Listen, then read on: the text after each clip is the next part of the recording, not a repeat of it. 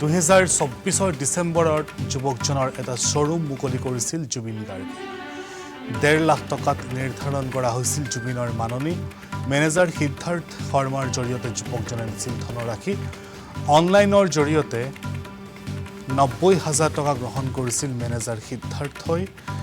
বাকি ধনৰাশি অনুষ্ঠানৰ শেষত নগদ দিছিল সিদ্ধাৰ্থৰ হাতত ৰাহুল গৌতমৰ জৰিয়তে মৰ্তুজা হুছেইন চিনাকি হৈছিল সিদ্ধাৰ্থৰ সৈতে আৰু এইগৰাকী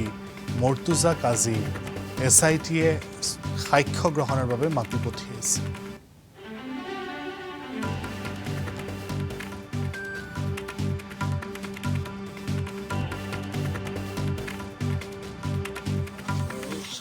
মোৰ এটা শ্বৰুম অপেনিং কৰিছিলে তেখেতে দলগাঁৱত মঙলৰ তাৰপিছত তেওঁলোক কালি গৈছিলে তেওঁলোকে কিবা কিবি পোষ্ট কৰিছে এতিয়া মানে তেওঁলোকে আজি মোক মাতিছে ষ্টেটমেণ্টখিনি দিবৰ কাৰণে আৰু নহয় শ্বৰুমটো কি মানে কিমান TVSৰ শ্বৰুম আছিলে কিমান পইচা দিছিলে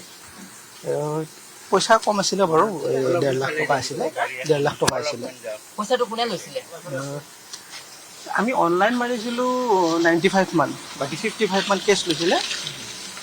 বাকীখিনি এতিয়া তেওঁলোকে দেখো মাতিছে কাৰ লগত যোগাযোগ হৈছিলে সিদ্ধাৰ্থৰ লগত হৈছিলে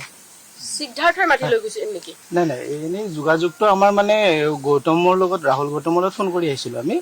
তাৰপিছত অহাৰ পিছত তেখেতেতো সেইটো ডিল নকৰে তাৰপিছত তেওঁ দেখাই দিলে সিদ্ধাৰ্থৰ লগত আমি কথা পাতি সেনেকৈ মানে ফিক্স কৰি কিনে তেখেত গৈছিলে আৰু মানে এইটো আপোনাৰ 2024 হয় ডিচেম্বৰ 20 তাৰিখ এইটো আমাৰ মঙলদৈ তেখেতে মাতিছে কিবা কিবি সুধিব আৰু হয় মানে পইচাৰ যিখিনি মানে আমি ক'ত কেনেকৈ দিছিলোঁ সেইটো সুধিছে আৰু সেইখিনি সুধিবৰ কাৰণে মাতিছে তেওঁলোকে যোৱাকালি সেইটো সুধিছে